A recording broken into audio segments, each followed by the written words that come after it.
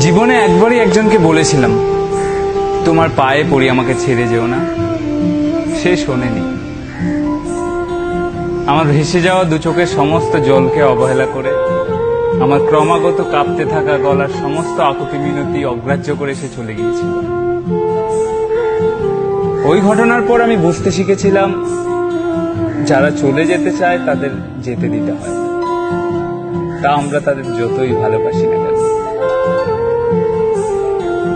মনে ক্ষোভ পুষে রাখতে নেই, তার দিকে দোষারোপের আঙুল তুলতে নেই, তার সাথে কাটানো মুহূর্তগুলোকে দোষারোপ করতে নেই, কোনো আফসোস রাখতে নেই মনে।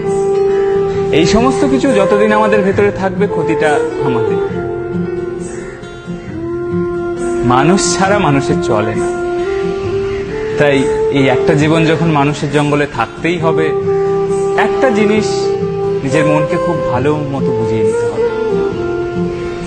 দরজা বন্ধ করে যে ব্যক্তি নিজের ইচ্ছায় পাশে এসে বসে আছে, তার সম্পূর্ণ অধিকার আছে দরজা খুলে নিজের ইচ্ছায় বাইরে বেরিয়ে যাওয়ার।